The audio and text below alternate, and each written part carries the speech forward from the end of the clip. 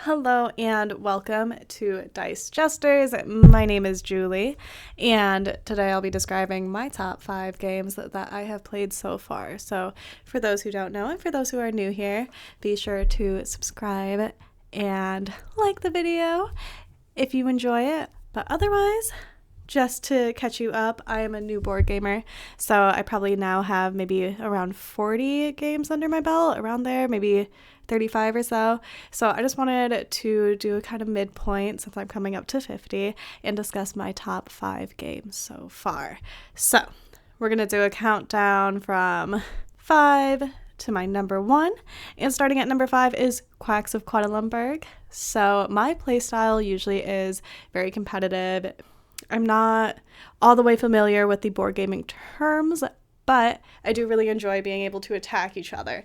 And with Quacks of Quedlinburg, anytime I play anybody, I always encourage them to take another one. Even though I know that most of their bag may be cherry bombs, I'm just like, go ahead, take it, do it. And then they do, and then their pot overflows and explodes, and I don't know, that just makes my day. So that's why I really like Quacks of Quedlinburg. I love the chance aspect of it, which is interesting, seeing as I usually do not like the chance perspective, and more so like to be able to control the whole game. But Quacks of Quedlinburg just has this certain feel to it that I really enjoy.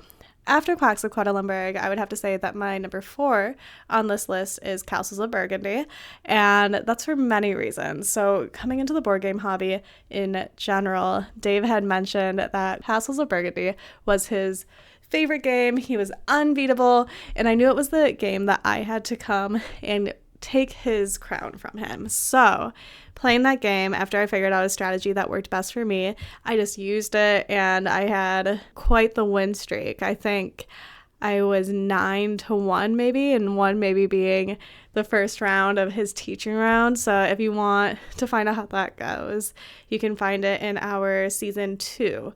So season 2 10x10 has Castles of Burgundy, and you can kind of get the rundown of that, of how I went from looking at the map, trying to figure out how to play the game, to then going into the game, playing it my first time, seeing how it went, and then how I felt about it after 10 plays. And that's kind of what Dice Jesters is all about, is playing the game more than once, and then reiterating to our audience what we liked about the game, more so as the interaction between one another. So not just this game was good because this game was good because we felt that we had fun doing this or that, or the jokes or stories that have unfolded amongst one another. And if you're looking for a really good example of that, it would be Wingspan, because Dave had found out 101 different stories about me and my bird. I would say, I don't know, I'm just not the biggest fan of birds. And Wingspan, if you haven't played it, is this game that involves little eggs and birds. With the cards, it has little information about them and whatnot. And when we were going through the game, I was going, oh, this bird. And then I had a story for a majority of the birds. So if you want a little chuckle and if you want to see what Dice Jesters is really about, I would recommend our Wingspan one, especially if you're new here. That would be a great one to start at, just because if you're looking for a laugh, that's the one to go for. If you're looking for a more deep dive into my psyche and just kind of how my brain works, I would say go to Aquasphere, but we'll get to that momentarily. So leading into our third would be Le Havre. Le Havre is another season 2 game, part of our 10x10 challenge, and Le Havre I love because of how restrictive it is, but the reason it's not my number 1 on this list is because it allowed too much leeway for my opponent, I felt, especially because Dave and I tend to play a majority of our games as 2-player games, so I felt that he was able to do it just a little too much for my taste, and I couldn't particularly attack him as much as I would have liked to, and that is why Le Havre is my number 3. But going into my number 2 is Agricola. So Agricola is made by the same designer, and with that, Agricola is way more restrictive. I really enjoyed it, and along the way I had multiple different jokes. So anytime Dave couldn't feed his family, I would just be like, oh, looks like your family starves today. And just kind of all those things with that. And I was able to kind of navigate what he could do on his board with my turns. And that's what I really love about a game, is when I can affect the other player and it feels like we're playing one-on-one. I did grow up in competitive sports, and I think that kind of bleeds into my board game nature, where I like the head-to-head challenge.